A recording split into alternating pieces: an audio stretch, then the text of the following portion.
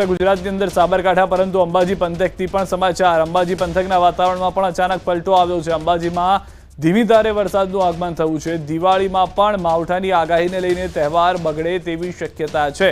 ખેડૂતોના મકાઈ બાજરી જેવા પાકમાં પણ નુકસાનીની ભીતિ છે। માવઠાની આગાહીને ખેડૂતો ચિંતામાં મૂકી રહ્યા છે। તો જે રીતે માવઠાની આગાહી થઈ રહી છે તે પ્રમાણે ખેડૂતો પણ ચિંતામાં છે। કેટલાક વિસ્તારમાં આગાહી અનુસાર વરસાદ પણ જોવા મળી રહ્યો છે અને પાકને નુકસાનીથી બચાવવા માટે હવે ખેડૂત શું કરે તે વિચારમાં છે।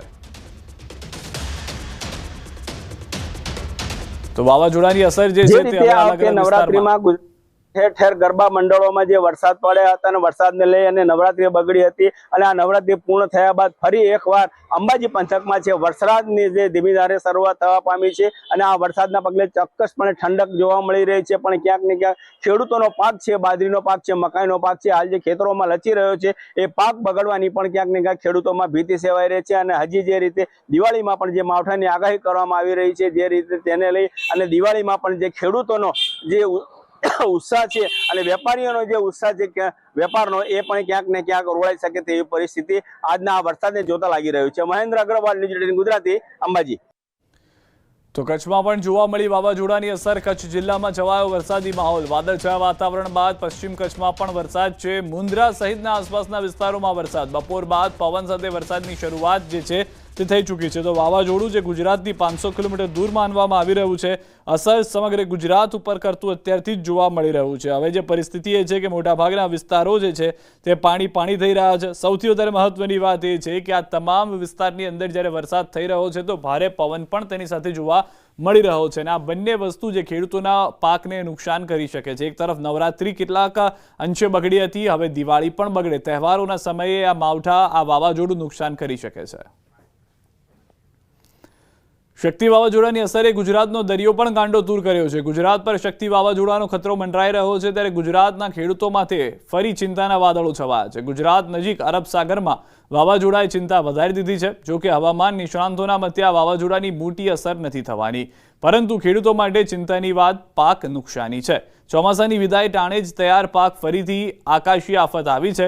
વાવાઝોડાની અસર શરૂ થઈ ગઈ છે। અંબાજી પંથકમાં સવારથી વરસાદી માહોલ જામ્યો હતો। બપોર બાદ વરસાદે ધબધબાટી બોલાવી હતી। ભારે વરસાદ પડતા અંબાજીના માર્ગો પાણી થઈ ગયા હતા।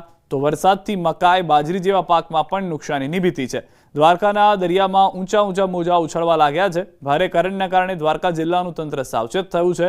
તો ગીર સોમનાથનો દરિયો પણ તોફાની બન્યો છે। ગીર સોમનાથ અને દીવના કાંઠા પર અસર મળી રહી છે।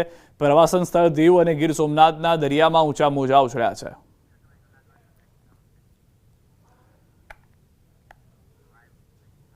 તો ન ફક્ત ઉત્તર ગુજરાત પરંતુ હવે જૂનાગઢથી પણ સમાચાર। શક્તિ વાવાઝોડા સામે તંત્ર એલર્ટ છે। માંગરોળ બંદર પર 3 નંબરનું સિગ્નલ લગાવી દેવામાં આવ્યું છે। માછીમારોને દરિયો ન ખેડવા તંત્રની સૂચના છે।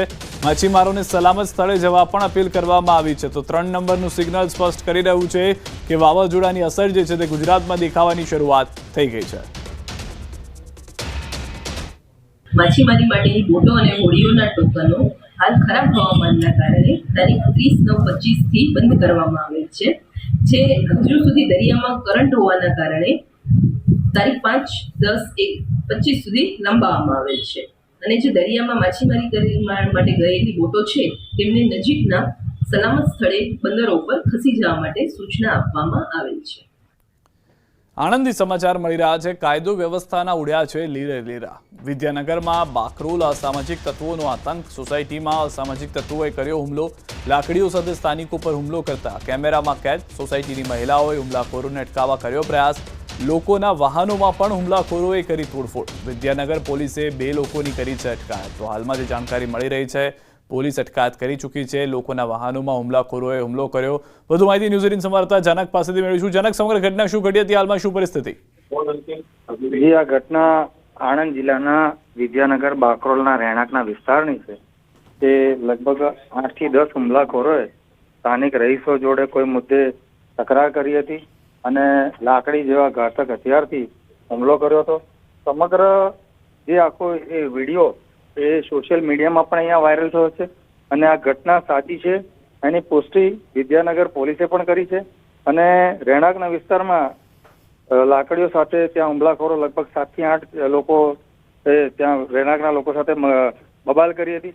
સામાન્ય ઝઘડામાં આખું જે બબાલ થઈ હોવાનું જાણવા મળ્યું છે. ચોક્કસ આ અસામાજિક તત્વો કે જે બબાલ કરી અને સમગ્ર ઘટનાની જાણ વિદ્યાનગરના પોલીસને પણ થઈ હતી. વિદ્યાનગર પોલીસની પાસે પણ આ વિડીયો પહોંચ્યો હતો અને ત્યારબાદ પોલીસે લગભગ આ હુમલાખોરોમાં 2 જેટલા લોકોને હાલ અટકાયત કરી છે એવું મને આણંદ એસપીએ ટેલિફોનિક વાતમાં કહ્યું છે. જી આભાર સમગ્ર માહિતી બદલ. તો હાલમાં જે પરિસ્થિતિ છે તેને લઈને પોલીસ અત્યારથી જ કાયદેસરની કાર્યવાહી કરવાની વાત કરી રહી છે, પરંતુ કાયદાનો ડર નથી રહ્યો આ અસામાજિક તત્વોમાં, તે પણ એક વાત જોવા મળી રહી છે. દાહોદથી સમાચાર. 2 પુત્રો સાથે માતાએ કર્યો છે આપઘાત. લીમખેડા રેલવે સ્ટેશન પર બની છે ઘટના. 2 બાળકો સાથે રેલવે ટ્રેકમાં પડતું મૂક્યું, માલગાડી નીચે પડતું મૂકી કર્યો આપઘાત. જીઆરપીએફ પોલીસ મૃતદેહને પોસ્ટમોર્ટમ માટે લઈ જવાયો. પટવાણ ગામની મહિલાએ કર્યો આપઘાત. મહિલાએ કયા કારણોસર આપઘાત કર્યો તે દિશામાં રેલવે પોલીસે તપાસ હાથ ધરી. ઘટનાને લઈને પરિવારમાં શોકની લાગણી જે છે તે જોવા મળી રહી છે. તો સમાચાર હાલમાં મળી રહ્યા છે. વધુ માહિતી ન્યૂઝ 18 સમાચાર સૌરભ પાસેથી મેળવીશું. સૌરભ, જે સમગ્ર ઘટના છે, કયા કારણોસર આપઘાત કર્યો તે વિશે શું જાણકારી અને ક્યારની ઘટના? જે બિલકુલ કહી શકાય કે ઘટના અત્યારે થોડાક સમય પહેલાની જ છે અને લીમખેડા તાલુકાના જે પટવાણ ગામની જે પરિણીતા છે તે પોતાના 2 બાળકો સાથે રેલવે ટ્રેક ઉપર કૂદી અને આપઘાત કર્યો હતો. જો કે પરિણીતાના જે માતા પિતા છે તેઓનું કહેવું છે કે આનો સાસરિયાનો ત્રાસ હતો. છેલ્લા 10 વર્ષની અંદર સાસરિયાઓ દ્વારા તેઓને શારીરિક અને માનસિક રીતે હેરાન કરવામાં આવ્યા હતા અને હાલ જે માલગાડી ટ્રેન ત્યાંથી પસાર થતી હતી તે સમયે પરિણીતાએ બંને પુત્ર સાથે ત્યાં રેલવે ટ્રેક પર ઝંપલાવી અને પોતે આપઘાત કર્યો હતો. જોકે સમગ્ર બનાવ સંદર્ભે રેલવે પોલીસ પણ ઘટના સ્થળે પહોંચી હતી અને તાત્કાલિક મૃતદેહને પીએમઆરથી મોકલી આપવામાં આવ્યો હતો. ઘટનાની અંદર 2 બાળક અને માતાનું મૃત્યુ થવા પામ્યું છે. તેને લઈને પરિવારમાં પણ હાલ ગમગીની છવાઈ જવા પામી છે. આભાર સમગ્ર માહિતી બદલ. તો હાલમાં સાસરિયા પક્ષનો ત્રાસ પ્રાથમિક કારણ માનવામાં આવી રહ્યું છે.